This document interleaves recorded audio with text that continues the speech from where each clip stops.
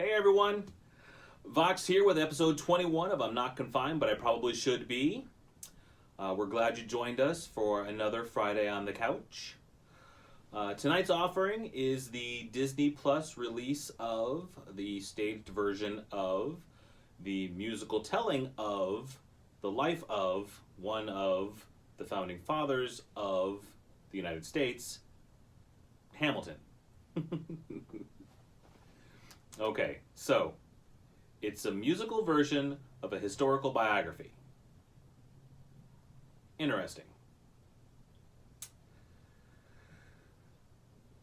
The play is based upon. You know, I've noticed that it seems movies are now using upon instead of on in that phrase, the based upon. You know, based upon the works of Stephen King, based upon the writings of Isaac Asimov, based upon the novel, blah, blah, blah, right? That's new, isn't it? I mean, we used to just say based on characters created by William Shakespeare, you know, based on the book by J.K. Rowling, etc., etc. You think they're trying to make it sound more important and more posh? This is an important book, therefore it's based upon the important book. Anyway, this is based upon, as it says in the credits, based upon the Ron Chernow biography simply titled Alexander Hamilton. But as I'm sure most of you all know, this is not notable for that. This is notable because it portrays long-established persons from history in a very unique way. To say that this uses blind casting is both an understatement and denies the analogy being sought by the producers. The use of people of color to illustrate these men all seeking in their own ways to carve a place for themselves in a world looking to hold them down is a very powerful political statement. Sure, you can watch it and not glean that if you want to. Just tell yourself how novel to have hood music sung by hood people depicting history wrong. But I challenge everyone to see it through the lens of repression and rising from subjugation, of immigrants fighting for a cause, of the lowest among us trying to make a lasting mark on the world. And you'll gain a whole new appreciation for the kind of landmark art that this really is. So the show follows the life of Alexander Hamilton as an orphan immigrant from a small Caribbean island coming to America around the time of the Declaration of Independence. He joins the war, and by virtue of his way with words, his, let's just say it, outspokenness, he is enlisted to become George Washington's secretary. But what he really wants is a command of his own to secure his legacy. In that time, being a war hero or an officer was one of the few ways towards success for somebody who was born poor. He meets and marries a socialite of a good family, but still wants to make his own name. Eventually, he does receive the command he was looking for, and soon after that, the revolution is over, the British surrender. When George Washington becomes president, he selects Hamilton as his Secretary of the Treasury. And this is where Hamilton makes his major contribution. He establishes a national bank that they used to absorb the debt of the states that was obtained during the Revolution. He fights vigorously with Thomas Jefferson about this, and the compromise he makes to see it done results in the capital of the U.S. being moved from New York, where it had been, to its new home and where it currently resides in Jefferson's home state of Virginia. During his time in office, he carries on a long-distance, seemingly platonic love affair via some letters with his wife's older sister. Ooh. And he has an actual love affair, physical love affair, with a woman essentially sold to him by her husband. After Washington refuses a third term, John Adams is elected, and due to Hamilton's Federalist agenda, he's removed from his position at the Treasury. The scandalous affair is discovered by his political rivals, including Jefferson. So instead of them being able to hold it over him, he writes a confession and submits it to the press. Probably submits it to himself. You know, he did found the Washington Post. So now, his aspirations of further office stalled. The show moves very quickly to its conclusion. Hamilton's son is killed in a duel in defense of his father's honor. Jefferson, despite his myriad disagreements with the man, seeks Hamilton's endorsement in his bid for president when his race against Aaron Burr ends in a tie. Hamilton does more than endorse. He scathingly accuses Burr of having no consistency and low moral fiber. When all is said and all is done, Jefferson has beliefs, Burr has none. Burr challenges Hamilton to a duel because of this slight and others throughout their lives, and we all know what becomes of that. Click, click, boom. Click, boom. So, structure. This is sung through, so it's less of a musical than it is an operetta, really. This sort of format, I think it's my favorite type of musical theater. It's like Les Mis or Phantom of the Opera or Rent. The action doesn't go from talking to singing back to talking. So once you get used to the format, you're never suddenly taken out of the established reality by a change in, the way the words are communicated. With that being said, it does have some very rap-heavy moments. And rap is not really my bag. And for the first 10 to 15 minutes of the show, I was having a hard time getting into the music, and it was hard to follow the exposition being laid out. Eventually, I got used to the speed of the rap and the cadence, and that's also about the time when the traditional style of music started to appear. So by the time we got to scene 3, I was following with no problem. It's fun. I could see elements of other great theatrical works that this used for inspiration. I mean, the tie to the musical 1776 is obvious by the subject matter, but there's also a nice reference made by Hamilton himself that sets this as, if not a sequel to, then assuredly a spiritual successor to the show.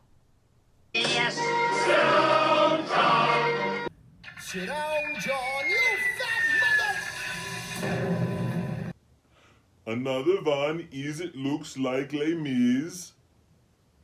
The way the large production numbers are staged, the way the dancers do more choreographed movement than true dance.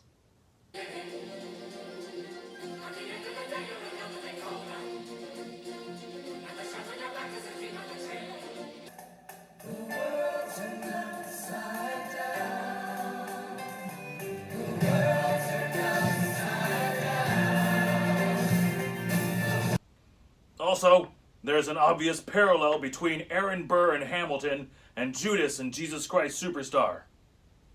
Both function as the narrator, and both are portrayed as regretful of the actions that led to the main character's death. Please remember that I want us to live, but it's sad to see our chances weakening with every hour. Me, I'm the damn fool that shot him.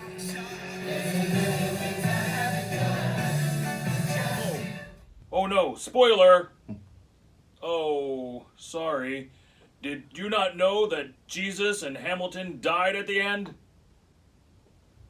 Read a book! I do have to say that for all the progressive nature of the show and the casting and the themes that it chooses, it does severely fail the Bechdel test.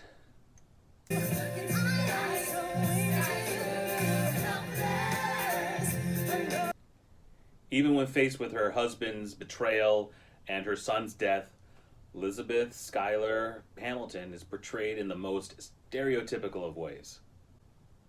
That isn't surprising. Most period pieces portray women as being nothing more than the good wife. But that's usually because history doesn't record them as anything more than that. This does try to give her a little bit of more agency in the epilogue by extolling how she made sure her husband's contributions were known, all his writings were published, and starting an orphanage in his honor. But that's still defining her in terms of him. Not so good. So, what did we think?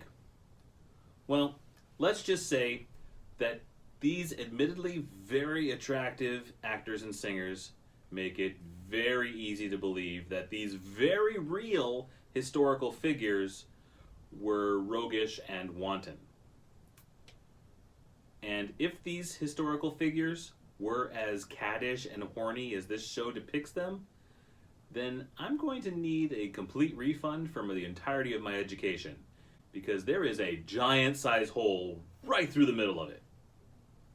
There are so many to deflower. Laughing at my sister because she wants to form a harem. I'm just saying, if you really love me, you would share 'em. Back in Martha Washington named her feral tomcat after him. That's true.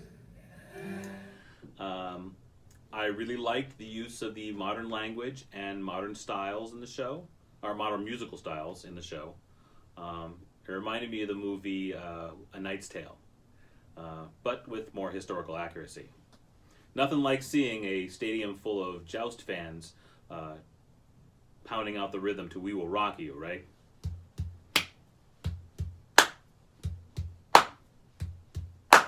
We will unhorse you.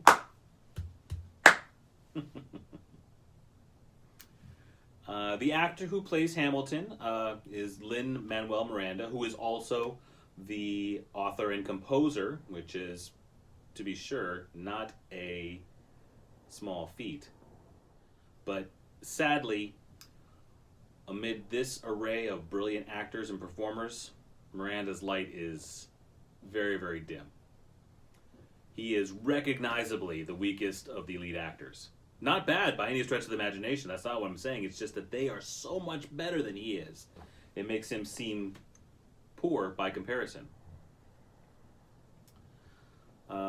Another little interesting factoid that I came across while writing this review is that this is the second show that was called Hamilton that came to Broadway.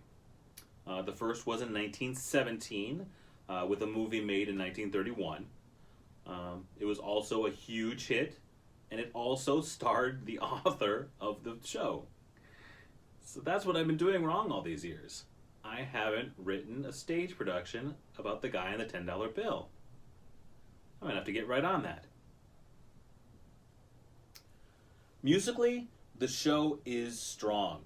I mean, aside from the moment at the beginning when I had a hard time keeping up with the patter of the rapping. But not unlike Gilbert and Sullivan, you don't have to catch every word of I am the very model of a modern major general in order to get the gist, right? The king was so funny. King George III is the comic relief, again, with an apparent stylistic link to Herod in Jesus Christ Superstar. I think it sounded like Moana. Well, the music is written by the same guy. Cause when push comes to shove, I will kill your friends and family to remind you of my love. Da da da da da da da da da da da da da da da. So what can I say except you're welcome for the islands I pulled from the sea? Da da da da da da da da da da. Everybody, there's no need to pray. It's okay. You're welcome. Ha, I guess it's just my way of being me. Da da da da.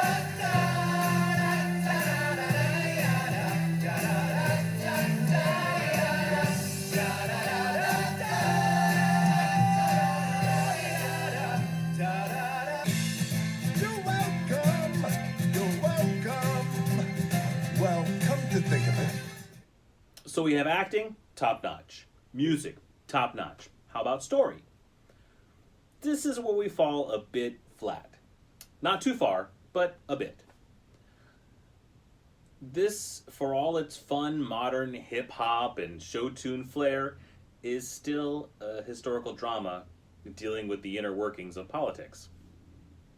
So, there are moments that get a bit plotting. Now, if you're a history wonk like me, then it's cool and interesting. But if you aren't interested in the minutiae of the Federalist Papers or the Jeffersonian Doctrine, there will be moments you feel yourself yawn. But they're few and far between, with rap battles and heavy disses and duels to break them up. Neighbor, we plant seeds in the South. We create, they keep ranting. We know who's really doing the planting. I'm going to give this 2 thumbs, which I'm sure isn't surprising to anyone considering my level of musical theater. Pretty much anything short of flatulence and musical is going to get my undying support. Guys, what did you think? I liked it. I can't wait for the sequel. There can't be a sequel. He dies at the end. So, when does he become president? He doesn't. He never was a president. But he's on money. Isn't that only for presidents? No. Ben Franklin wasn't president either. Ben Franklin wasn't president? The American education system, folks. I don't know about presidents. I'm not from here. But it made me laugh, and it made me cry, and it made me tap my feet. Okay, so that's 6 thumbs. You should all go and check this out. It is well worth the $7 subscription to Disney Plus for this alone. And that doesn't even count in like things like The Mandalorian or The World According to Jeff Goldblum or Pixar in Real Life, which is amazing, by the way. So, that's all. Thanks for joining us. We'll be back with another movie next week. So long from the couch. This has been episode 21 of I'm Not Confined, but I probably should be. Please hit those like, share buttons, and head on over to YouTube channel Peter Paul Kid to subscribe. Thank you. Good night.